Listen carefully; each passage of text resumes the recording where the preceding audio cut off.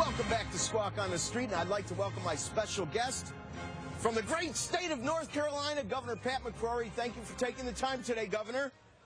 Thanks for having me. I appreciate it. Good being back.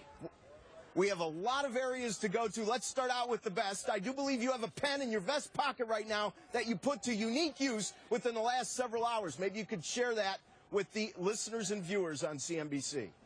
Well, we just signed a bill in North Carolina to get North Carolina involved in the gas exploration business. We think there's some great possibility for natural gas exploration inland in North Carolina in about 4 or 5 counties.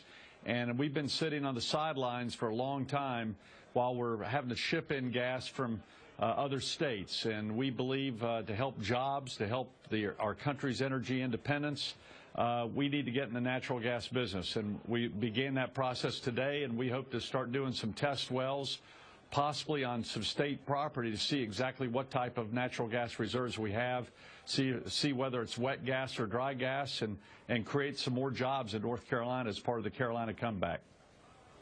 Excellent. Now, Governor, let's switch gears a bit. The country slashed jobless claim benefits at the end of last year. Your state slashed them about 6 months earlier. So in many ways, you're a case study and what this may mean. Can you tell me how the experience is going thus far? Well, I think it's the major variable that's different from most states, and that is we were 5th highest in unemployment when we decided not to extend unemployment, and that was to cut off our debt. We owed about $2.6 billion to the federal government, and our businesses who were having to pay the unemployment tax were only paying on the interest, not even getting to the principal. And plus, we had a lot of employers who were telling us that they had job openings, but people weren't taking them. So we made a tough decision, and as a result of that tough decision, we're not even in the top 30 or 40 in unemployment right now. In fact, for the first time in 8 years, our unemployment rate is below the national average.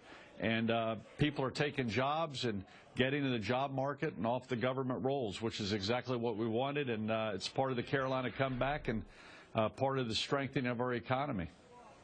All right, now, Governor, I'm going to push back a little bit, just a bit. Now, first of all, let's read something, and both of these quotes, we'll start out with the first one, were an article in the Wall Street Journal in early March. The first one says, and it was actually a quote from David Burleson, who's your superintendent of school districts in Avery County. He said, when we post a clerical position, especially those positions that have limited skills, we are flooded.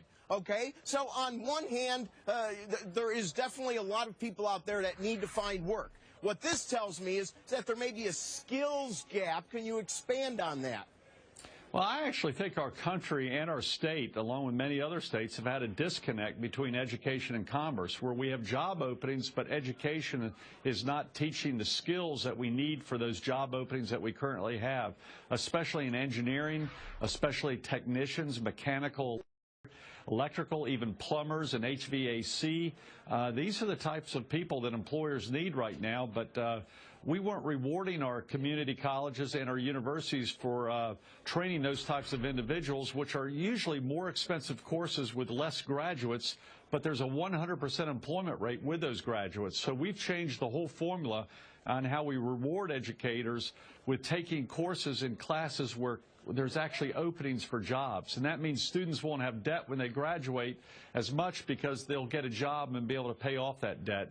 Now, in Governor, other words, we're tying education into the job market. Governor, we have about 20 seconds left, and here's the thing that bugs me. Okay, another quote. Right. The jobless rate plummeted from 9.5% at the start of 2013 in North Carolina to 6.9% at the end. 110,930 people left the labor force. Overall employment rose by 13,400. See, this is the problem, okay? When you cut benefits, what we're seeing is we're seeing people not counted as unemployed. Even though you did bring in 13,000, it's a far cry from 110,000. This is an experience on the national level as well. Your final thoughts on that dynamic? We're going to start seeing the first net increase in jobs in North Carolina in the last 5 years, because we are seeing companies come here because they're finding the talent, and the talent's willing to take the jobs where the job openings are. That decline, the same percentage of decline, has been across the nation, but our unemployment rate has dropped, and now it's cheaper to do business in North Carolina, and that encourages new investment, and new investment means new jobs. Governor, thank you so much for taking the time. Congratulations on the signing of the bill to bring fracking to the great state of North Carolina. Carl Quintanilla, back to you. All right, Rick, thank you very much.